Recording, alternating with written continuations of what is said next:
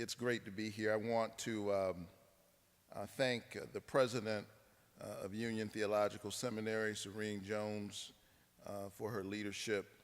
And I'm just very proud that Union is continuing to stay on the cutting edge, doing this important work. I have great memories of matriculating through these halls as a student. My academic advisor, the incomparable Professor James Cone, is in the audience. I don't know how that makes me feel, but it's good to see you, Dr. Cone. Once his student, always his student. And I'm very clear about that. But it's good to see Professor Cone and Professor Tom Driver and his wife, and we went to Haiti together and spent 2 weeks together in the country of Haiti while I was a student. To Larry Cox, who I've gotten to know over the last several years. I think Larry's moving around here somewhere, but we worked very hard together on the Troy Davis death penalty case, and I come with a great deal of respect for his work with Amnesty International, and he's just an indefatigable fighter for human rights. Liz Thea Harris, thank you for your leadership.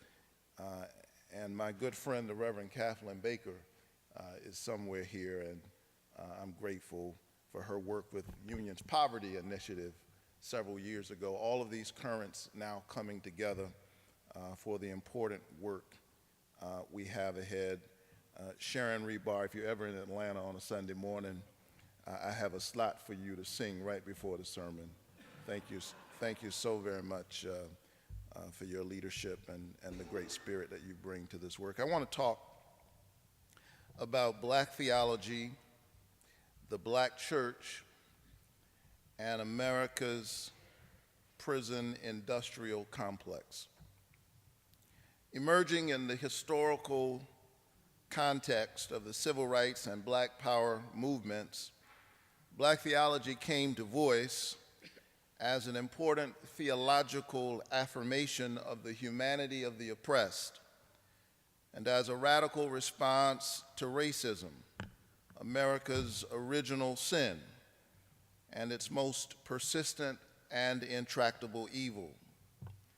Indeed, racism's intractability and stunning resourcefulness as a socio-political virus capable of presenting itself first as institutionalized slavery, then mutating in the post-Reconstruction era into Jim Crow segregation and other manifestations of re-enslavement, can be accounted for in large measure by its sacralization through deep contradictions and glaring omissions in the theological reflections of white theologians, pastors, and the churches they represent.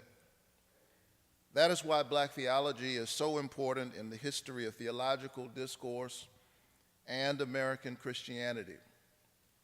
Nascent black theologians asked, how could white theologians in their orthodox, liberal, and neo-orthodox variations speak credibly about a loving and just God while refusing to address themselves and their work to the doctrine of white supremacy and its social manifestations in slavery and in segregation? How could they be so silent about something so central and so tragically consequential in American life?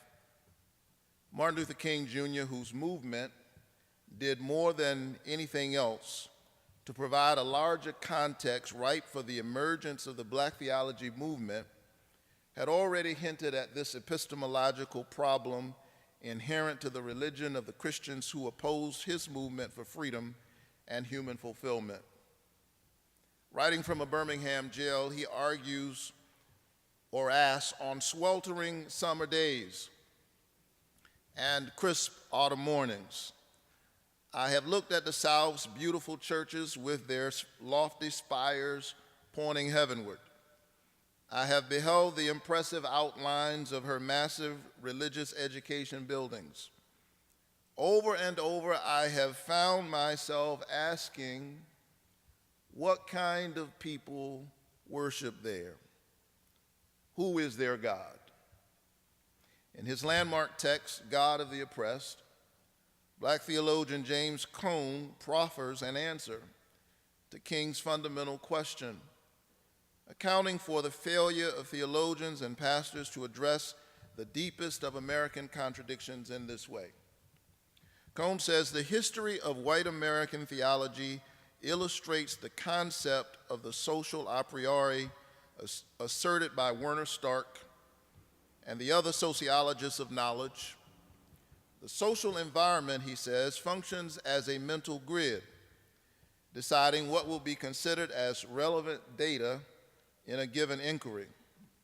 For example, because white theologians are not the sons and daughters of black slaves, but the descendants of white slave masters, their theological grid automatically excludes from the field of perception the data of Richard Allen, Henry Highland Garnett, Nathaniel Paul, David Walker, and Henry McNeil Turner. This same axiological grid accounts for the absence of the apocalyptic expectations of the spirituals among the so-called hope theologians. And the same explanation can be given why the white existentialists do not say anything about absurdity in the blues.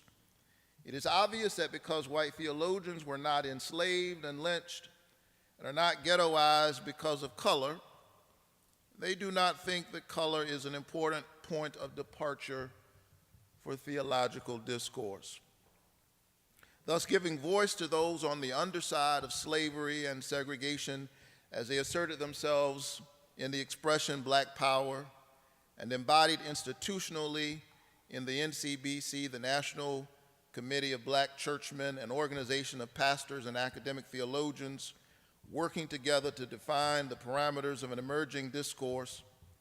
Black theology, nascent black theology, emerged as the people's apologia, a living theology walking riot-torn streets and standing in the gap between Jerusalem and Athens, ivory towers and ebony trenches.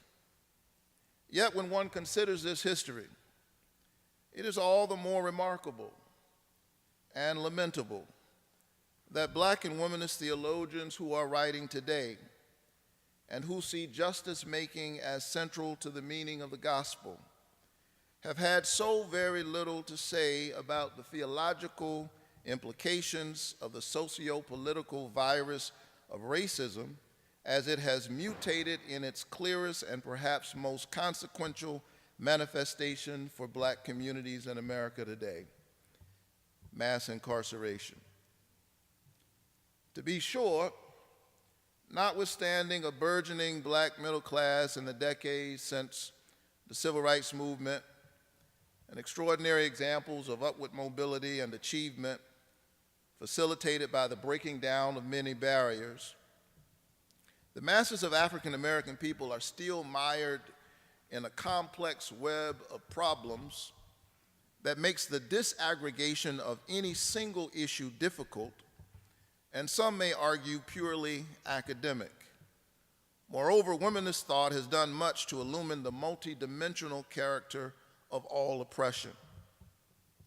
But while recognizing the structural complexity of racism and its inextricable link to and participation with other constituent parts of hegemonic power, including sexism, classism, and militarism, I would argue that today, mass incarceration is Jim Crow's most obvious descendant, and like its ancestor, its dismantling would represent not only substantive social transformation, but immeasurable transvaluative power in a society still bent on worshiping whiteness.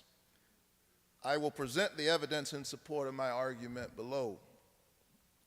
But a critical question guiding this inquiry is, how is it that black churches, the historical conscience of the American churches, and black and womanist theologies, as liberationist theologies have yet to focus and find their public voice on the one social issue most steeped in the heretical doctrine of white supremacy, inasmuch as America's so-called justice system is the one area of the society that is many times more rabidly racist than anything imaginable during the Civil Rights era, with tragic consequences for black families and black communities.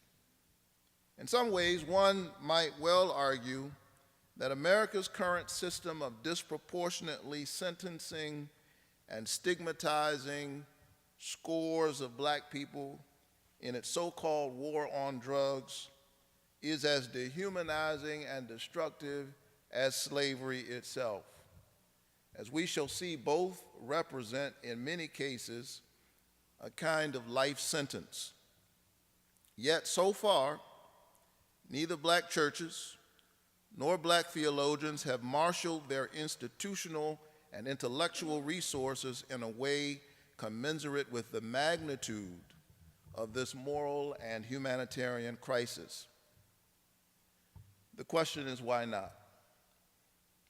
In view of first-generation black theologian James Cone's observation about white theology in an earlier era, I ask, in this era, is there something about the social environment of black theology and the mental grid of the black church that has rendered both mute with what Dwight Hopkins and others call stammering tongues when it comes to the most stigmatized people of color in America today, black men and women warehoused in our nation's prison industrial complex? Could it be that both the black church and black theology are hampered in their respective vocations of meaningful social praxis and relevant critical reflection by their alienation from one another and by the fact that neither lives close enough to this human rights problem that plagues the poorest of the poor for it to enter in a sustained way into its field of perception and praxis? Has privilege, ecclesial and academic, left black pastors and black theologians blind or paralyzed or both? In view of their own history and vocation, how should black theology and the black churches think about the problem of mass incarceration? Michelle Alexander has persuasively argued that the mass incarceration of tens of thousands of black men for nonviolent drug-related offenses and the lifelong consequences that result are constituent parts of the new Jim Crow. I agree. There is no clearer example of America's unfinished business with the project of racial justice in a putatively post-racial era than a 21st century caste system engendered by its prison industrial complex. Moreover, I submit that there is no more significant scandal belying the moral credibility and witness of all of the American churches than their conspicuous silence as this human rights catastrophe has unfolded over the last 3 decades. The United States of America is unrivaled in the sheer size and magnitude of its prison population, warehousing about a quarter of the world's prisoners, although Americans only account for about 5% of the world's population. For many years now, prison construction and maintenance, a major economic engine for many towns and rural communities, has had little or nothing to do with actual crime rates. In all of the large American cities, half of the young black men, are caught up somewhere in the matrix and control of the criminal justice system, or hampered in their social mobility or civic participation, or hampered in their social involvement or civic participation by the social stigma of a criminal record. Most of them are charged with nonviolent drug-related offenses and are casualties in America's so-called war on drugs. Ironically, having circulated through the criminal justice system and stigmatized as a convicted felon, they come out only to be confronted with all of the legalized barriers against which Martin Luther King Jr. and those who battled the old Jim Crow fought, including discrimination in housing, employment, voting, some professional licenses. There are some states where you can't even be a barber because you went to jail. Public benefits and student loans. Legally barred from the doors of entry to citizenship, symbolized in the right to vote, and denied access to human dignity and ladders of opportunity and social upward mobility. Those who have served their time in America's prison, or for many of our young men and women who plead guilty in exchange for little or no actual prison time, are often condemned to eternal social damnation. They are not part of a class, but a permanent caste system of political pariahs or economic lepers, condemned in a very real sense to check a box on applications for employment and other applications reminiscent of the ancient biblical stigma, unclean. Given the sheer magnitude and broad implications of this assault on black people's humanity and their ability to sustain viable communities, one might characterize the quietude and lack of mobilization in all of the American churches, but black churches and among black liberation theologians in particular, as something akin to what the latter labeled in an earlier era of the 20th century, the de-radicalization of the black church.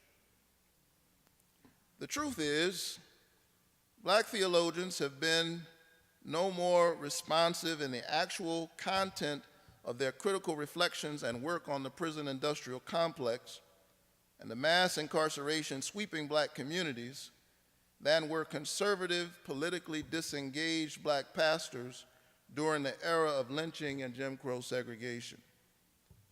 How does one account for the de-radicalization of second-generation black theology and the black church? Since we do not ourselves face severely repressive tactics of domination and intimidation like lynching, the question is, why have we black pastors and theologians been so silent and disengaged on this issue, which represents for our generation what slavery and Jim Crow segregation represented for earlier generations? I suggest several reasons. Neither the black church nor black theology has put forth a clear theological voice and moral witness on the subject of mass incarceration and its human rights implications in the 21st century. To be sure, scores of black churches have prison ministries, and some even have reclamation ministries for formerly incarcerated individuals. But there is a vast difference between offering pastoral care and spiritual guidance to the incarcerated and formerly incarcerated and challenging the public policies, laws, and policing practices that lead to the disproportionate incarceration of people of color in the first place. The relative absence of black church praxis and critical black theological speech around the glaring political contradictions of mass incarceration can be attributed to at least three things. Like a good Baptist preacher, 3 points, and then I'll sit down. Number one, a sharp emphasis upon privatistic piety rather than social transformation in black churches. Number two, the social and moral stigma attached to the issue of crime, the drug trade, and those involved. And three, the divide between black theology and the black church. Privatistic piety. Black churches, for reasons of history and theology, a church with a divided mind, as I argue in my book that is released, by the way, today. Go get it, it's on Amazon. It is a church with a divided mind.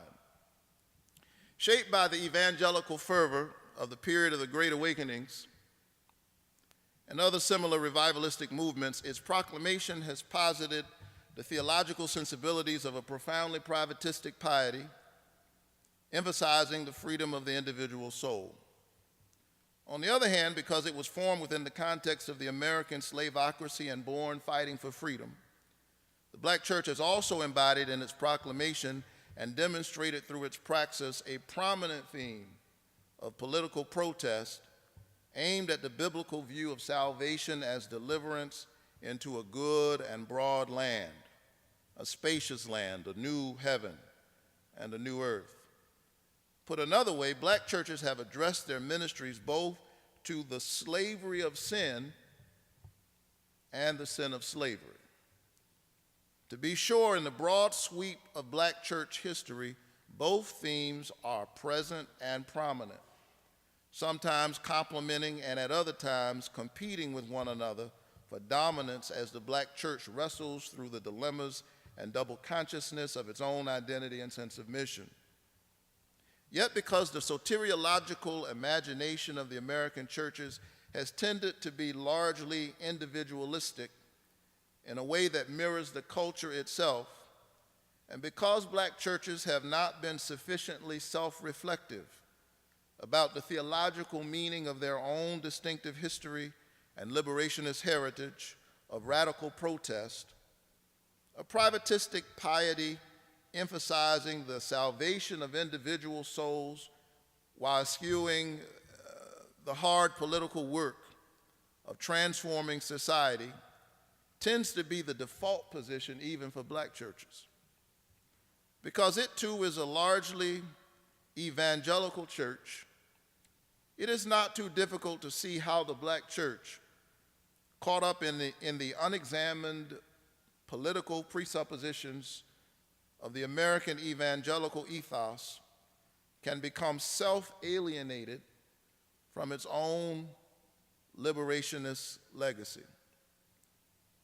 I was listening to Skip Gates at an event last night, and he was saying that the black middle class has quadrupled in size since Dr. King's death, and yet the rate of childhood poverty among black children is virtually equal to the rate of 1968, the year Dr. King was assassinated.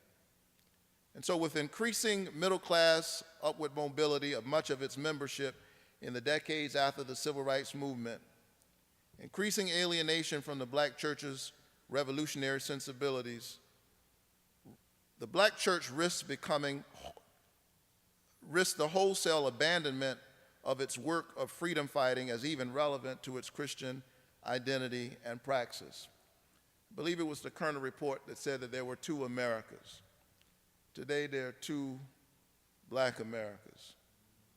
And amidst the serenity and safety of the sanctuaries of our churches, the focus too often is upon souls alone, because the endangered black bodies warehoused in America's prison industrial complex, unlike those oppressed during the era of Jim Crow segregation, are both out of sight and out of mind. Yet this kind of truncated view of salvation has always been dangerous, particularly for oppressed people. Its tragic political implications can be clearly seen in a letter written by George Whitefield, a prominent preacher during the First Great Awakening and a fierce advocate of saving the souls of slaves while keeping their bodies in physical bondage. He gloats in a letter written to a friend that near 50 Negroes came to give me thanks for what God had done to their souls. I believe masters and mistresses will shortly see that Christianity will not make their Negroes worse slaves. To the contrary, African American Christians resisted this truncated view of salvation, embracing instead a view of divine liberation both from the slavery of sin and the sin of slavery.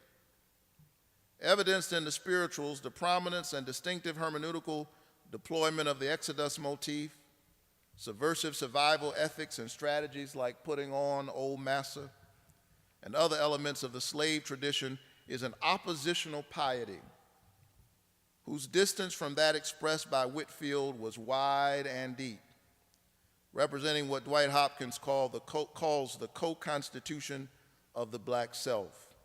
Howard Thurman said, by some amazing but vastly creative spirituality, the slave undertook the redemption of a religion that the master had profaned in his midst. African American slaves rightly understood that a narrow individualistic conception of Christian salvation and personal piety could never provide an effective moral response to slavery. Their descendants, indeed all freedom-loving people, should know that such a distorted piety can never adequately address itself to the systemic injustices of America's prison industrial complex, in many ways a postmodern mutation of the same white supremacist virus that gave birth to slavery and Jim Crow segregation. But if the privatistic piety of the churches presents a theological barrier, it is further complicated by the moral and social stigma attached to inmates, particularly the guilty, and the ethical dilemmas and complexities therein. Stigma. Given the investments of corporate and political interests in the colossal public policy failure that is mass incarceration, it is clear, as Michelle Alexander has argued, that nothing short of a massive and sustained movement will undo it and move the nation in a different direction. But how do you build an effective social movement, particularly among church persons, when the primary subjects of its advocacy are those stigmatized by the label convicted felon? It is one thing to stand up for Rosa Parks, whom Martin Luther King Jr. called one of the most respected people in the Negro community. It is quite another to fight for the basic human rights and human dignity of persons whose individual behavior may well be deplorable and who bear some culpability for their condition. Indeed, this is part of the conundrum posed by racial bias in the criminal justice system. In a world where ordinary black people must still navigate every day the racial politics of respectability, bearing the burden of being, in the words of that old folk saying, a credit to the race, those who find themselves caught up in the criminal justice system have not kept their side of the deal. If many outside of the African American community view these young black men who track through the courtrooms of every major American city every single day with fear and contempt, the truth is many within their own families and churches harbor feelings of disappointment, anger, and ambivalence. They are the ultimate outsiders, stigmatized as both black and criminal, two words that have long been interchangeable in the Western imagination. The historical interchangeability of the two, black and criminal, is ironically and tragically embodied in the fact that even upon release from prison, many of the same discriminations suffered upon black people during segregation are the lifelong lot of convicted felons, including discrimination in employment, housing, and voting. No matter how long ago the crime occurred, or what heroic efforts may have been put forth to achieve personal redemption, They are reminded each time they are presented with an application of employment or other paths of inclusion into the marketplace of the black mark that hangs over their lives.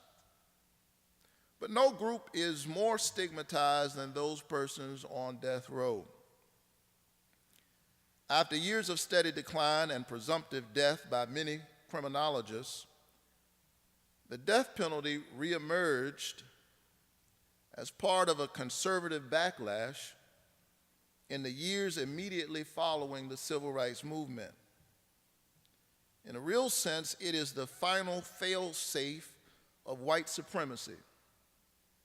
For the data clearly show that its use ensures that in the final analysis, the lives of white people are to be regarded as more valuable than the lives of black people. That is why the race of the victim, more than anything else, determines the likelihood that the punishment will be death by execution. And if the victim is white and the presumed perpetrator is African American, the symbolic power of condemning that cardinal trespass is every bit as important as ensuring that the actual African American who committed the offense is executed. That is still true decades after the era of lynching became exceedingly clear to me a few years ago during my public advocacy for death row inmate Troy Davis. By the time I met Troy Davis and became involved with his case, both as pastor to him and his family, and a public advocate for the sparing of his life, he had been on death row for nearly 20 years. He and I were born in the same year. He was convicted in 1991 for the 1989 slaying of a young police officer named Mark Allen McPhail in our hometown of Savannah, Georgia. It was 2008, and we held the first of several rallies for him at Ebenezer Baptist Church. Davis's case had already gained national and international attention and brought together unlikely allies in the struggle to save his life. It embodied so clearly all that is wrong with America's deployment of the death penalty that even death penalty proponents, like William Sessions, former head of the FBI, and Bob Barr, conservative Georgia congressman with whom I disagree about 90% of the time, stood in agreement with liberals like President Jimmy Carter and Congressman John Lewis against the execution of Troy Davis. The trial provided no physical evidence in support of Davis's conviction. No murder weapon was ever found. DNA evidence or surveillance tapes were ever produced. And in a trial based largely on witness testimony, 7 of the 9 witnesses, some reporting experiences of police abuse, changed or recanted or materially changed their testimony. On 3 separate occasions, Davis's execution was stayed within minutes of his death. Finally, I stood in a prison yard with his family and hundreds of others one fall night, September 21st, 2011, as Troy Davis, with whom I had visited 2 days before for one last time in his jail cell, was stretched out and strapped to a gurney, bearing an eerie resemblance to a crucifix, and executed in my name as a citizen of the state of Georgia by lethal injection. In the years that I have continued to fight for Davis and others like him, for the soul of a nation scarred by deep contradictions in the criminal justice system, and for the lives of young black men like Trayvon Martin, who was tragically endangered and murdered by the stigma of blackness as criminality, I have often reminded myself that I preach each week in memory of a death row inmate convicted on trumped-up charges at the behest of religious authorities and executed by the state without the benefit of due process. The cross, the Roman Empire's method of execution reserved for subversives, is a symbol of stigma and shame. Yet the early followers of Jesus embraced the scandal of the cross, calling it the power of God. To tell that story is to tell the story of stigmatized human beings. It is to embrace the complicated intersection between religion and human rights. To embrace the cross is to bear witness to the truth and power of God, subverting human assumptions about truth and power, pointing beyond the tragic limits of a given moment toward the promise of the resurrection. It is to see what an imprisoned exile of a persecuted community saw as he captured in Scripture the vision and hope of a new heaven and a new earth. But because that hard work involves both serious critical reflection and sustained revolutionary praxis, it is a project well served by the bridging of the yawning chasm between black theology and the black church. Ironically, the explosive and unprecedented growth of America's prison industrial complex, in practice, the clearest and perhaps the most consequential incarnation of racial oppression in post-racial America, and the growing divide between black theology and the black church have occurred roughly during the same period. Holding each other in suspicion and increasingly at arm's length over the last 30 years, black theology and the black church have not said much to one another, and neither has had much to say about what Michelle Alexander rightly characterizes as the new Jim Crow. While acknowledging their distinctive roles, I submit that the increasing distance between the black church and black theology and the deafening silence of the black church with respect to this and other issues in the public square are not unrelated. Born fighting for freedom, the black church is the living, countervailing conscience of American Christian piety. Emerging in the wake of the civil rights movement, black theology as a movement represents the radical side of the black church. As a radical theology, it is a liberationist faith questioning itself, a principled critic of the church from within the church, asking anew in each Sitzenleben whether the church in proclamation and praxis is living out its liberationist vocation.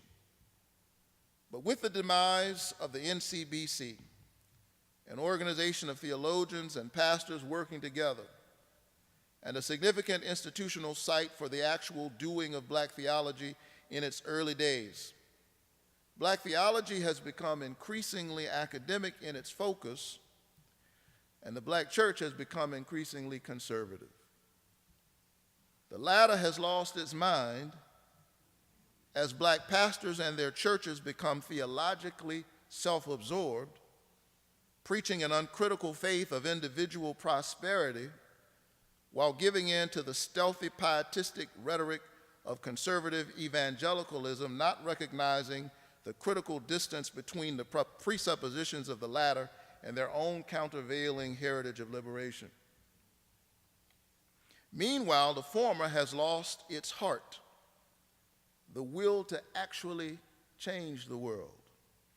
As black and womanist scholars gather at the American Academy of Religion, the Society for the Study of Biblical Literature, the Society for the Study of Black Religion, all fine institutions, and other regular enclaves of the Guild seeking professional acclamation and tenure.